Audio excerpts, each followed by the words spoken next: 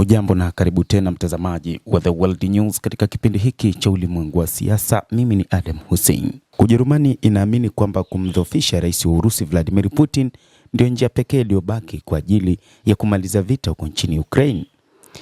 Kansela wa Ujerumani Friedrich Merz amesema ili waweze kuhakikisha vita hivyo vinaweza kuisha huko nchini Ukraine, kwanza lazima waidhoofishe serikali ya rais Vladimir Putin. Amesema haiwezekani kwa Moscow kusitisha vita vyake dhidi ya Ukraine hadi pale itakapodhoofishwa kijeshi na kiuchumi.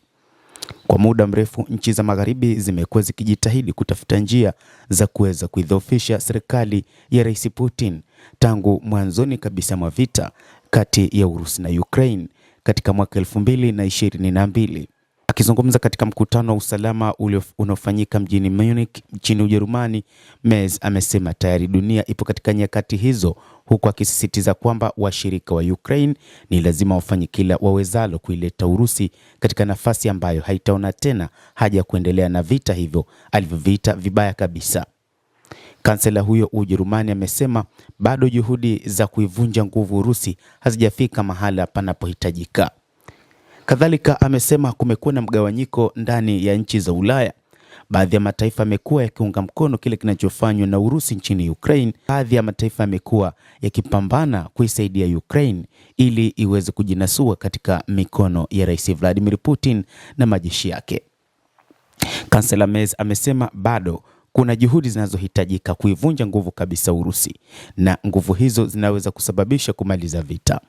Ameongeza kwamba rais wa Urusi Vladimir Putin hajaonyesha nia ya kweli ya kujihusisha kikamilifu katika mazungumzo ya amani ya kusitisha uvamizi dhidi ya jirani yake Ukraine.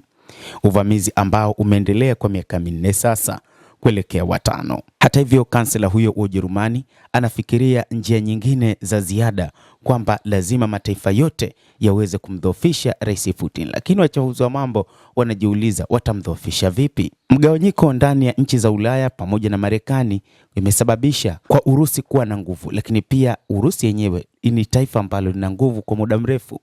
Kwa hivyo wachambuzi wanaona kwamba ni ngumu sana kuidhoofisha Urusi.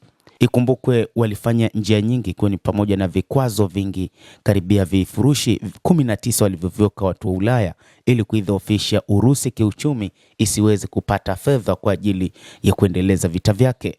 Na ikumbukwe pia mataifa hayo ya magharibi yalitoa fedha nyingi pamoja na silaha kuelekea nchini Ukraine, lakini hawakuweza kufanikisha chochote katika kuidhoofisha Urusi, ambayo hadi wakati huu bado imekuwa ikihitajiwa na mataifa hayo ya Ulaya. Ujerumani iliyokuwa nchi msambazaji mkuu wa mafuta kupitia mabomba ya Nord Stream imeamua kulifunga bomba hilo na kutonunua mafuta kutoka nchini Urusi, jambo ambalo pia limedhoofisha uchumi wake.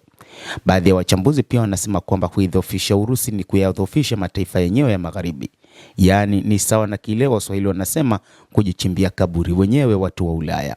Na ndio maana inakuwa ni vigumu sasa kwa mataifa hayo ya Ulaya kuweza kutengeneza namna yoyote ya kutaka kuidhoofisha nchi hiyo ya Urusi. Katika hatua nyingine, Volodymyr Zelensky, rais wa Ukraine, amepokea droni mpya kwa ajili ya kuendeleza mapambano dhidi ya Urusi.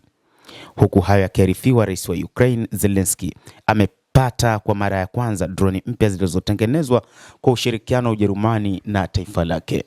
Zelensky ametembelea eneo la siri kuna kutengenezwa droni hizo kusini mwa Ujerumani. Waziri wa ulinzi wa Ujerumani Boris Pistorius amesema hatua iliyochukuliwa ni ya kuiunga mkono Ukraine kujilinda dhidi ya uvamizi, na pia ni hatua inayonufaisha pia Ujerumani. Kampuni mpya inayotengeneza droni hizo inaitwa Quantum Frontline Industries. Inalenga kupeleka droni angalau 10,000 kwa jeshi la Ukraine ifikapo mwishoni mwa mwaka huu wa 2026. Kulingana na kampuni hiyo, imekuwa ikitoa drone kwa Ukraine tangu mwaka 2022, wakati sekta ya miundombinu Ukraine ikiendelea kushambuliwa na Urusi. Kwanza kuitegemea Ujerumani kwa upatikanaji wa silaha zake kutaongeza uzalishaji wake kupitia huko. Drone zinazotengenezwa zinajulikana kama Linza zina uwezo wa kubeba vitu vilivyo na uzito wa kilo 2, ikiwemo mabomu na makombora. Uzalishaji wake unatarajiwa kuongezwa zaidi mwaka ujao. Kati hayo ya kijiri, waziri mkuu wa Hungary Viktor Orban amejikuta akitupiwa lawama katika mkutano huo wa usalama kwa hatua yake anayochukua ya kuitembelea Urusi na kuonana na rais Putin. Kansela Friedrich Merz ametumia lugha kali kumkosoa Orban kwa hatua hiyo, lakini bila kumtaja. Merz alisema kuna mtu ndani ya Umoja wa Ulaya aliyetembelea Urusi, mwenyewe hakuwa na ruhusa ya EU na hakufanikiwa kwa chochote.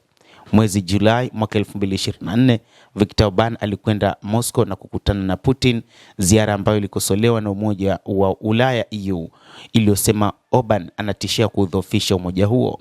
Lakini baadaye kiongozi huyo wa Hungary alifanya ziara ya Ukraine na kukutana na Rais Zelensky, ambako alipendekeza usitishaji wa mapigano ili kuwezesha kufanyika majadiliano ya amani.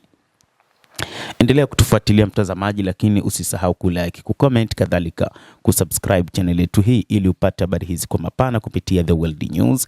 Naitwa Adam Hussein.